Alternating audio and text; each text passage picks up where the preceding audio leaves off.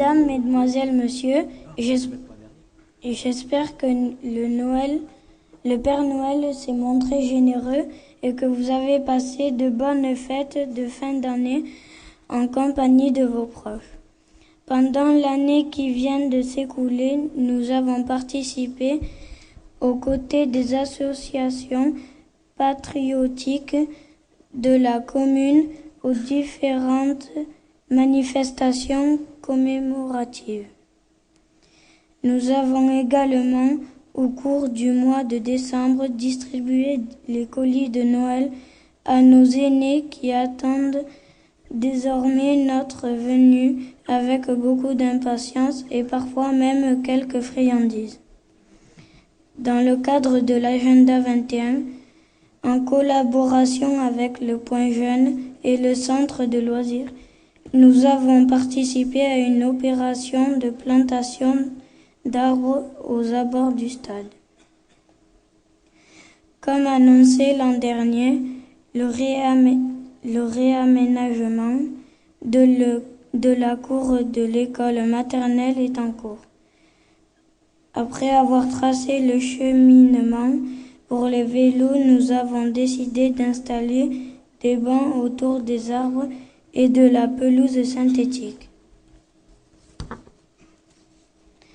Nous venons de choisir les jeux qui seront installés au début du mois de mars et qui permettront ainsi de poser les derniers rouleaux de pelouse synthétique manquantes. Je terminerai par notre séjour à Paris, au cours duquel nous avons été reçus à l'Assemblée nationale par M. Ciré, député maire de Saint-Laurent de la Salanque. Nous avons également visité le château de Versailles et ses jardins, la tour Eiffel. Notre périple s'est achevé par une promenade dans Montmartre. Nous remercions très sincèrement Monsieur le maire et son conseil municipal de nous faire confiance et de nous soutenir sur ces projets et ceux à venir. Avec l'ensemble du conseil municipal et des enfants, je vous souhaite à toutes et à tous une bonne et heureuse année 2014.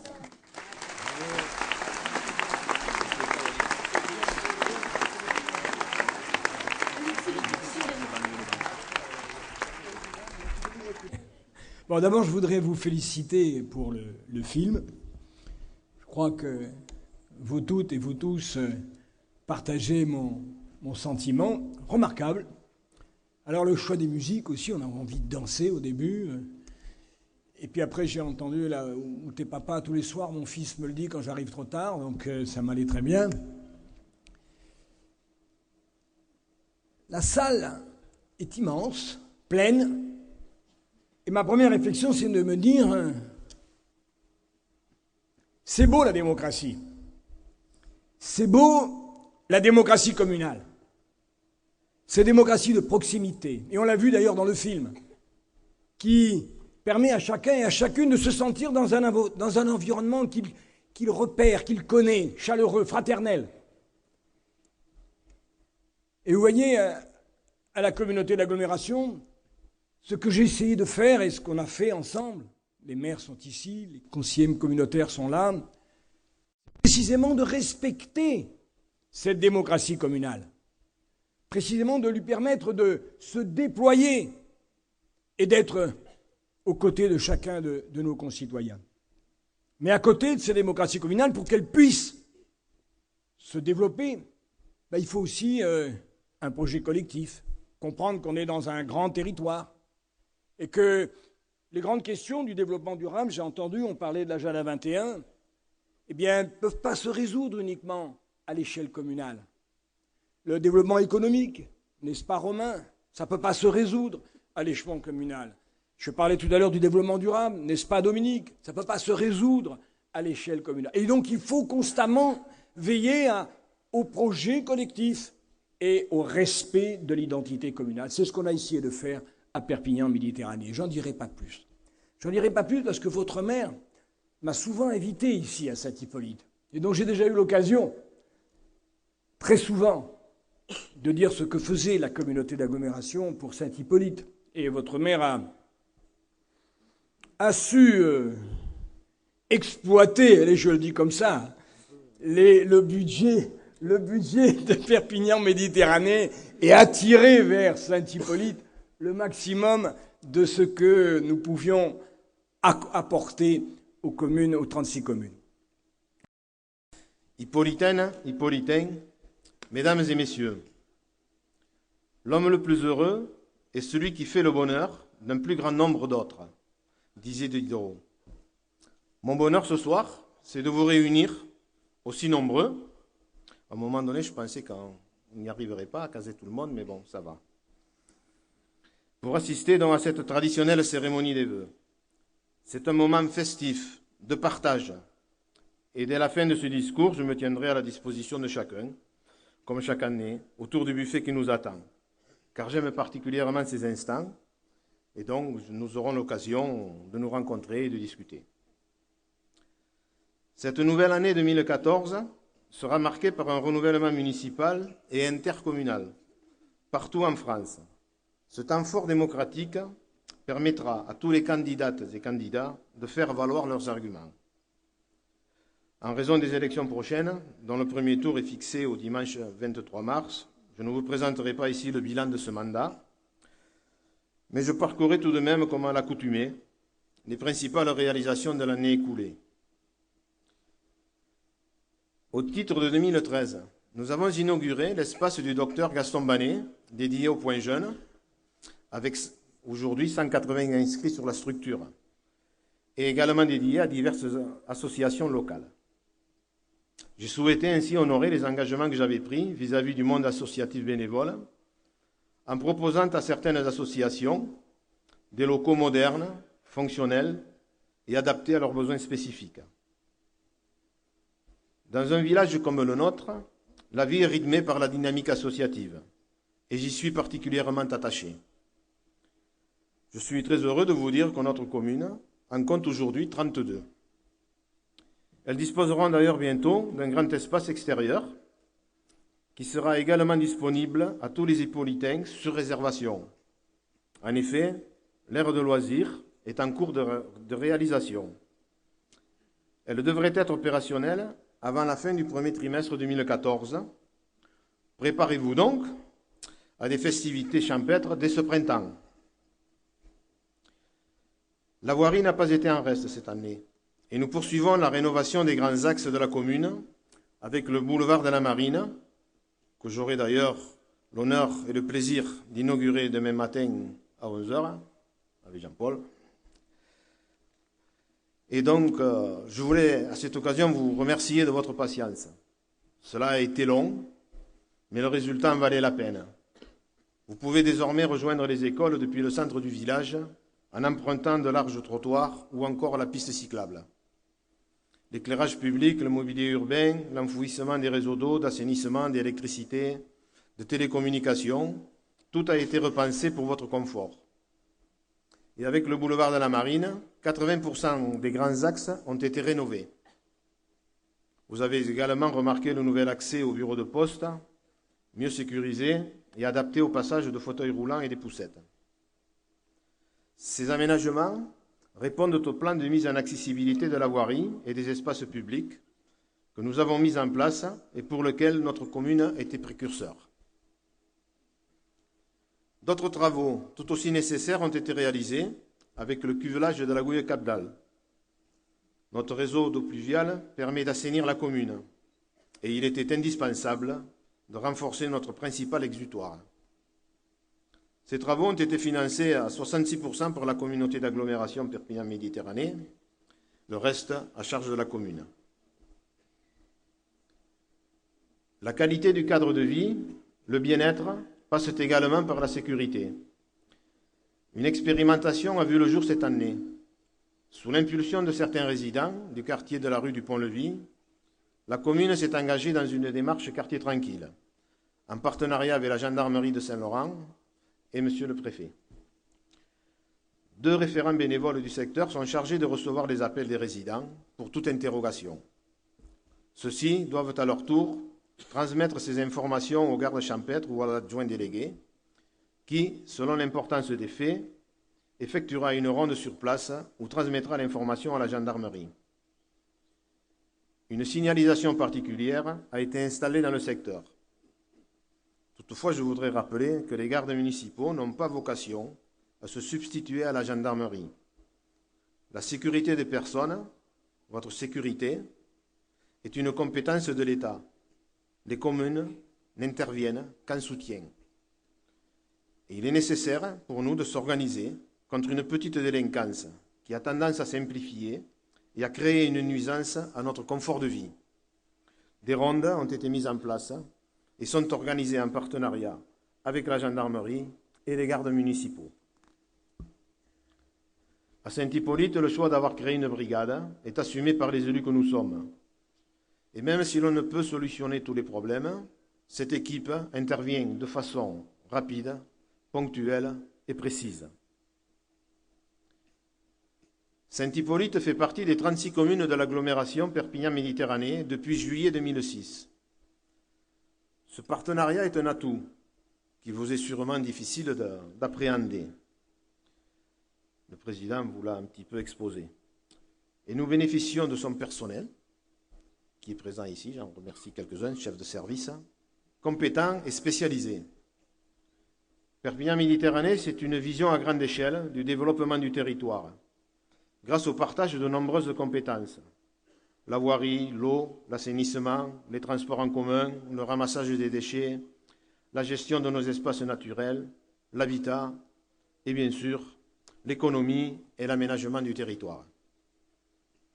Demain, Perpignan-Méditerranée pourrait devenir une communauté urbaine. Et à ce titre, d'autres compétences pourraient être concernées, et notamment la police municipale, le patrimoine, les sports, la culture et bien d'autres encore. Mais enfin, cela restera à définir. Au sujet de la culture, le conseil municipal a acté récemment le transfert de la lecture publique à l'agglomération. Et cela consiste en la mise en réseau informatique de toutes les bibliothèques des communes qui participent à cette opération. Concernant les déchets, vous avez ces derniers jours reçu, d'ailleurs ils sont encore sur la commune, la visite des ambassadeurs du tri de Perpignan-Méditerranée. Il est de notre devoir de faire des rappels dans le cadre du tri sélectif de nos ordures ménagères. Nous avons été commune pilote en la matière et votre implication dans ce domaine nous a permis d'obtenir de très bons résultats. En effet, sur les années précédentes, une augmentation des ordures ménagères recyclables et la collecte du verre ont amené une réduction très significative de nos ordures ménagères. Et cela nous a permis de diminuer la taxe de 6%. Malheureusement, demain, nous allons faire face à l'augmentation de la TVA et à celle de la taxe sur les activités polluantes. C'est une raison supplémentaire pour laquelle nous devons tous être vigilants et faire preuve de citoyenneté en matière de tri de nos déchets, seul moyen d'en maîtriser les coûts. Les actions mises en place en matière de sécurité, d'environnement et de management au niveau de la déchetterie nous ont permis récemment d'être labellisés sur le plan national. Afin de poursuivre nos efforts dans ce sens, Perpignan-Méditerranée va investir 450 000 € pour la rendre encore plus sécuritaire, avec un système à plat, comme vous pouvez le voir sur les images, je suppose, puisque je ne les vois pas, et de caissons compacteurs qui permettront d'éviter les intrusions parasites de certaines personnes qui viennent fréquemment récupérer la ferraille ou autre, au risque de se faire mal, et ça pourrait, leur responsabilité, nous retomber dessus. La direction valorisation des déchets de Perpignan-Méditerranée a également été primée à Montpellier par la médecine du travail. Pour les espaces naturels, dont j'assume la vice-présidence au sein de PMCA, nous participons activement avec le syndicat Rivage à la préservation de l'étang et à la protection des zones humides qui sont le poumon et l'image de notre commune. En 2013, un comité de pilotage, formé d'hippolitains et d'associations, a réalisé un diagnostic sur la faune et la flore de ce site remarquable qu'il convient de protéger. Suite à cela, les accès à la Sagnette ont été aménagés. Des cheminements piétonniers équipés de ganivelles ont été réalisés et un observatoire a été installé. Début 2014, une table d'orientation et toute une signalétique seront mises en place sur le site. Tous ces ouvrages ont pour but de permettre un accès canalisé pour une meilleure compréhension du site, indispensable afin de responsabiliser les comportements des visiteurs. D'ailleurs, une petite parenthèse, le 2 février se tiennent les journées mondiales de l'environnement et dont nous aurons l'occasion de mettre à l'honneur le site à travers cette journée. Mais vous en serez informés. Toujours dans le domaine de l'environnement, nous avons lancé notre Agenda 21. Ce projet de développement durable vise à économiser et à protéger les ressources naturelles, à renforcer l'attractivité de la commune et à améliorer la qualité de vie des Hippolytains. Toujours, comme l'avait dit le président Alduy tout à l'heure, à l'intérieur d'un territoire. Des ateliers de concertation ont été réalisés avec la population pour identifier les atouts et les faiblesses du territoire. Un diagnostic synthétisant les enjeux a été élaboré. Nous travaillons actuellement à construire la stratégie de l'Agenda 21 et à bâtir un plan d'action cohérent qui réponde aux enjeux révélés par le diagnostic. Le comité de pilotage, regroupant élus, agents municipaux, représentants de la population, membres du syndicat Rivage et le bureau d'études mandaté par l'agglomération PMCA, s'est accordé sur le choix de 4 axes. Préserver et mieux connaître la biodiversité des zones humides, consommer responsable, se déplacer autrement et développer le tourisme durable. Une fois la stratégie finalisée, elle sera présentée à la population en ce début d'année et un livre blanc sera mis en place en mairie afin de recueillir l'avis des Hippolytains. De nombreux défis nous attendent, à commencer par le contexte économique. Les finances de l'État évoluent, peut-être pas dans le bon sens, mais bon.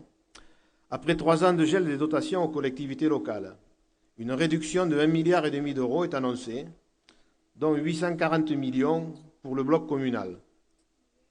Cette tendance interviendra d'ailleurs pendant plusieurs années, au minimum jusqu'en 2017, afin d'atteindre le seuil des 5 milliards d'euros d'économie et donc de diminution de nos recettes. Pour vous donner une idée, Perpignan Méditerranée envisage une chute d'1,5 million d'euros de sa dotation pour 2014. Un autre danger pointe à l'horizon, c'est l'inflation des normes et des réglementations. Là aussi, l'impact est encore financier, puisque nous sommes dans l'obligation de nous mettre constamment en conformité. Dans ce contexte, il est quand même important de rappeler que les collectivités locales représentent 70% de l'investissement national.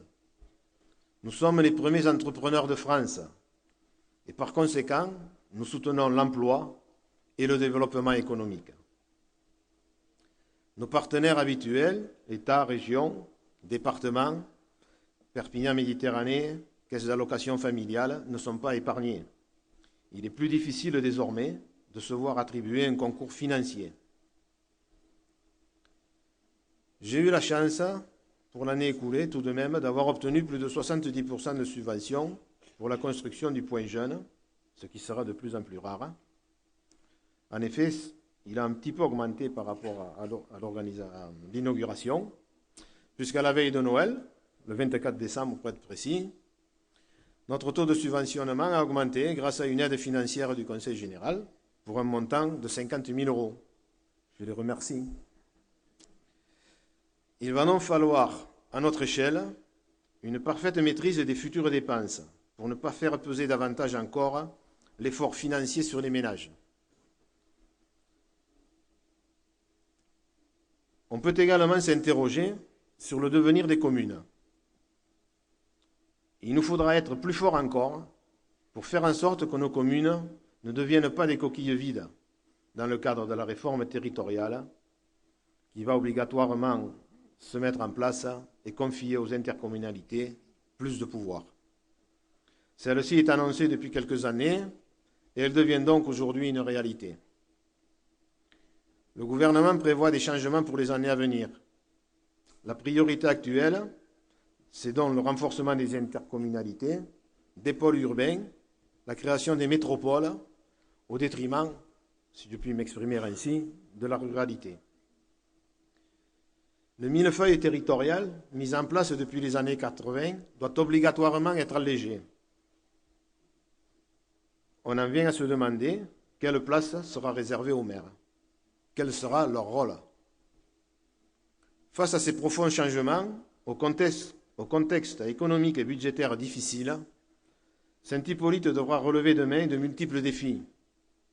Les écoles, la station d'épuration, la préservation, la mise en valeur du patrimoine culturel et naturel, maintenir le lien social entre les générations, encourager l'accueil de la petite enfance. Pour terminer sur une note positive, je souhaitais vous parler de la pharmacie. Enfin, nous y sommes. Et ce que nous attendions depuis si longtemps est en train d'arriver, puisque notre population a atteint le fameux seuil et dépassé le fameux seuil des 2500 habitants, qui ouvre droit à l'installation d'une pharmacie. J'ai donc envoyé un courrier demandant son ouverture à l'Agence régionale de la santé. Vous le savez peut-être pour certains, 3 projets concurrents sont d'ores et déjà déposés auprès de cet organisme. Nous attendons donc le choix de l'ARS. Ceci est le fruit.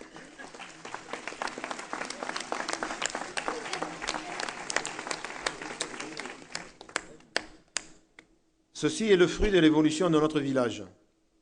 Notre population officielle est de 2601 hippolytaines et hippolytains. Elle est calculée sur la base de l'année 2011 et le recensement de février dernier dénombrait quant à lui 2836 habitants. Mais ce chiffre, lui, ne sera applicable qu'au 1er janvier 2016. Comprenne qui pourra. Nous franchissons un cap important. La commune, en 1982, comptait 1038 habitants. Elle a plus que doublé en 30 ans. Au cours de cette évolution, nous avons su conserver et transmettre l'esprit de notre village, préserver son environnement, son cadre de vie qui attire de nouveaux arrivants, charmés par sa qualité de vie. Nous sommes fiers de ce que nous avons réalisé pour vous, pour Saint-Hippolyte. Avant de clôturer mon discours, je souhaitais rapidement vous apporter quelques précisions sur les élections municipales des 23 et 30 mars 2014. Et chacun d'entre nous aura, en mars prochain, à accomplir donc son devoir de citoyen pour désigner les futurs élus locaux. Cette démarche, en ce qui nous concerne, devra respecter les nouvelles dispositions du Code électoral, mais également s'adapter à la nouvelle démographie hippolytaine qui nous sont transmises. Donc, tout d'abord, la taille de notre commune. Nous rentrons dans la catégorie des communes de 2500 à 3500 habitants, et pour cela, le prochain conseil municipal sera composé de 23 élus au lieu des 19 actuels. Ensuite, il vous faudra vous déterminer pour une liste entière et ne plus rayer le nom d'un candidat. Je sais, c'est dommage parfois, mais bon. Le panachage sera interdit, donc. Et toute marque extérieure portée sur un bulletin annulera celui-ci. Chaque liste qui se proposera à vos suffrages devra aussi respecter la parité. Le prochain conseil municipal sera constitué d'une représentation de toutes les listes en présence, et c'est la liste arrivée en tête qui sera en son sein majoritaire. Le résultat est calculé à la proportionnelle des bulletins exprimés. Pour être élu au premier tour, la majorité absolue est nécessaire. Et au second tour, c'est le plus grand nombre de voix qui désignera le vainqueur du scrutin. À l'occasion de ces élections, le scrutin désignera également les conseillers communautaires qui siégeront à PMCA. Notre commune aura un conseiller communautaire et un remplaçant en cas de défaut de celui-ci. La parité, là aussi, sera observée et les candidats figureront sur le bulletin de vote. Donc, sur le même bulletin de vote, il y aura la liste pour l'équipe municipale plus les conseillers communautaires.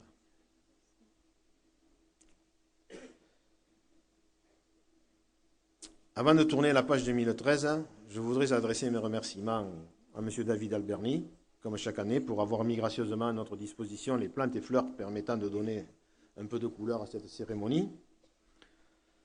Madame et M. Schettler pour l'implication, là aussi comme les années précédentes, dans la décoration de cette salle. Au conseil municipal, qui s'implique quotidiennement, malgré les difficultés, les réunions tardives, de plus en plus fréquentes. À nos délégués de quartier, toujours disponibles, et dont la gentillesse n'a d'égal que l'amour qu'ils démontrent pour leur commune.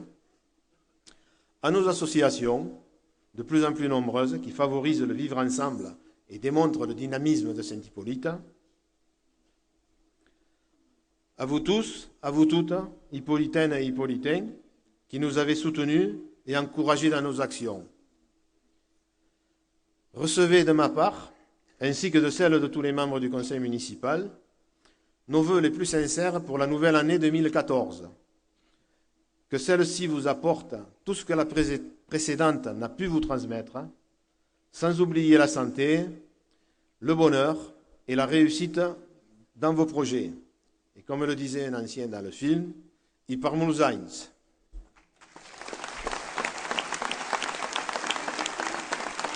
Merci.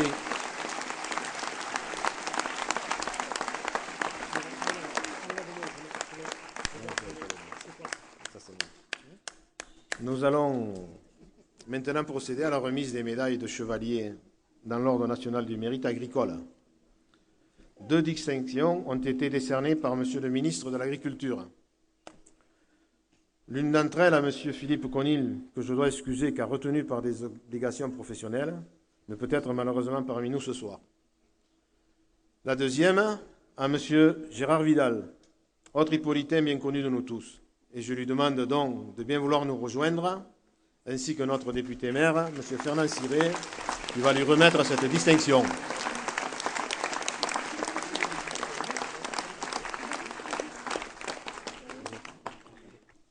Mesdames et messieurs, j'ai le plaisir de remettre dans un petit instant cette médaille d'officier de l'Ordre du mérite agricole à M. Gérard Vidal. M. Gérard Vidal, on se connaît très bien, puisqu'il était en classe avec ma femme, d'ailleurs. Et elle m'a préféré à lui, vous voyez. Saint-Laurent et Saint-Hippolyte, c'était un peu loin. Elle a préféré prendre quelqu'un de la rue, exactement. Donc, complice avec mon beau-père en agriculture, parce qu'il a exercé son activité agricole en même temps que moi, je commençais la médecine. Moi en 75, toi en 74. Il a développé la culture de l'abricot en Salanque, et puis des pêchers, des pêches blanches, des pêches merveilleuses, que tous les Salanquais viennent déguster et acheter jusqu'à Saint-Hippolyte. Il a occupé de nombreuses places de responsables au niveau de l'agriculture. Il a été administrateur de la coopérative de Saint-Laurent-de-la-Salanque, les vergers de Salanque, qui ensuite a été transféré à Saint-Hippolyte. Et donc c'est la coopérative Terranéo qui a regroupé un bon nombre de coopératives départementales. Il a été administrateur du Crédit Agricole depuis 1980, délégué cantonal auprès de la MSA depuis aussi 1980, et son exploitation a été reprise en 2010. Vous savez, c'est exceptionnel que les enfants d'agriculteurs reprennent la propriété. Et Gérard a eu le bonheur de transmettre le flambeau à son beau-fils et à sa fille, qui ont gardé cet esprit. Et quand je viens chercher des pêches l'été, je le vois avec sa femme en train de surveiller, sa femme qui sert et sa fille qui distribue et qui fait les comptes.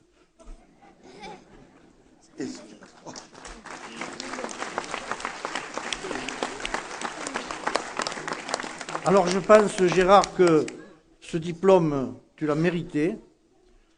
Et je souhaite à toutes nos notre agglomération d'avoir des gens comme toi qui transmettent le flambeau de l'agriculture, parce que je suis désolé, comme beaucoup d'entre vous, de voir tous ces terrains incultes, ces friches, alors que Saint-Hippolyte était le fleuron de nos bons vins roussillonnés, du muscat, du grenache, et de tous ces vins de haut degré qu'on avait dans les crestes. Et c'est vrai que les habitants de Saint-Laurent avaient leurs vignes de qualité à Saint-Hippolyte.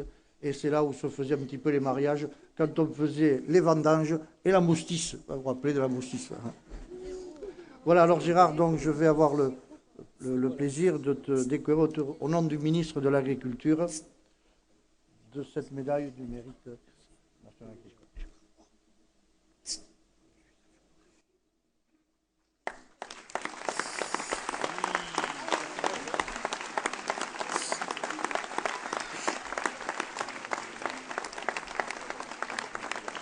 Alors, on va lui demander un discours, mais il me dit, je suis à Fronne. Alors, Michel, tu vas le faire à sa place. Non, je voudrais appeler Emmanuel, sa fille, parce que Gérard, il ne peut pas parler, il a une extinction de voix, et donc elle va faire le remerciement à sa place. Voilà.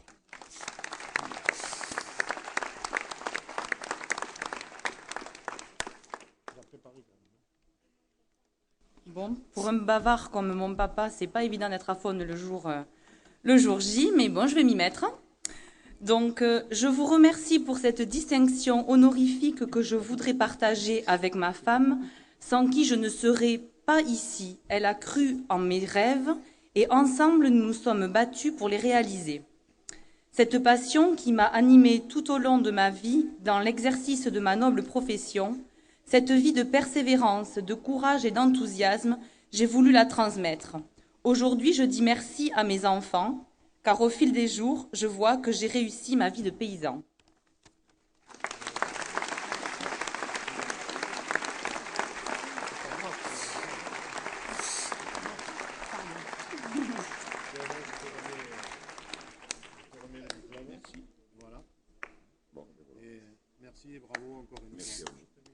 Alors, on a oublié de vous dire que Gérard aussi était un chanteur qui faisait partie de la chorale catalane de Rivesaltes et qu'il défilait parfois en caparouche, vous savez, pour la vieille tradition catalane, et que c'était un ferveur de nos traditions, et ça c'est très important. Et pour clôturer, je vais vous souhaiter à mon nom, bon aino, salut, pau, et comme je bon profite.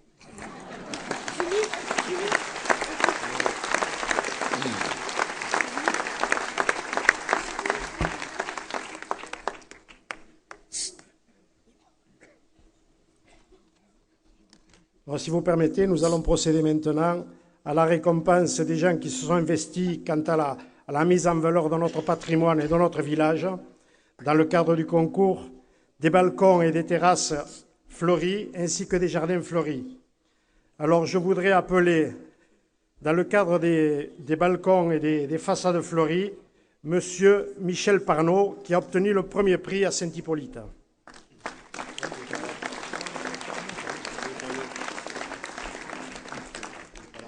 Bon, il n'est pas là, on lui remettra son prix. Le deuxième prix a été remis à Madame Thérèse Serradey, Saint-Place du Puy. J'aimerais qu'elle vienne nous rejoindre, s'il vous plaît. Tu portes une fleur, là. Tu portes un bouquet là-bas.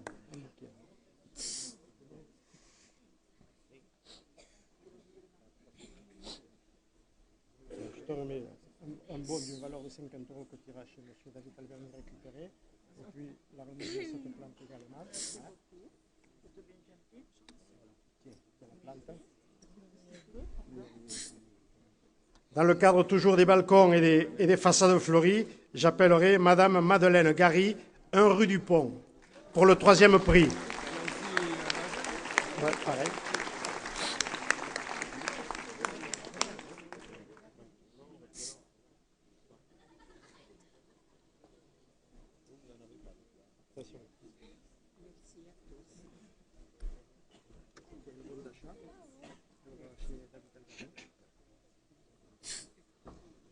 Dans la catégorie des jardins fleuris, Le premier prix a été décerné à Monsieur et Madame Claude Delannoy, Saint-Rue Pablo Casal.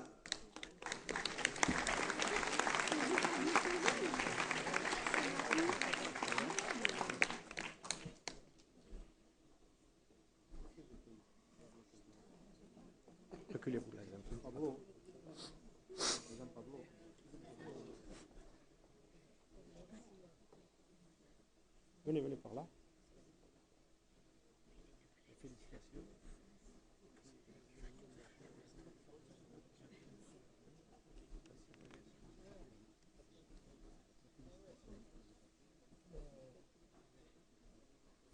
Le deuxième prix dans la catégorie des jardins fleuris, c'est Madame Maryse Rogal, 10 rue des Jonquilles. Je l'ai vue dans la salle tout à l'heure.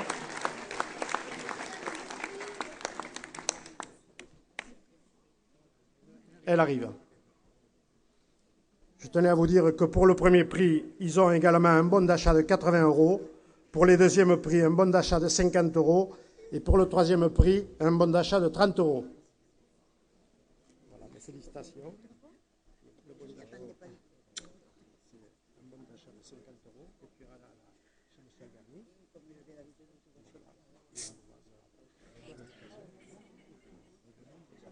Félicitations. Alors, dans la catégorie toujours des jardins fleuris, alors nous avons 2 ex-aequo à la 3e place.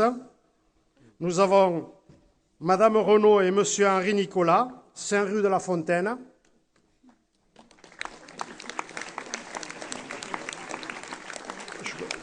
Je ne les ai pas vus dans la salle.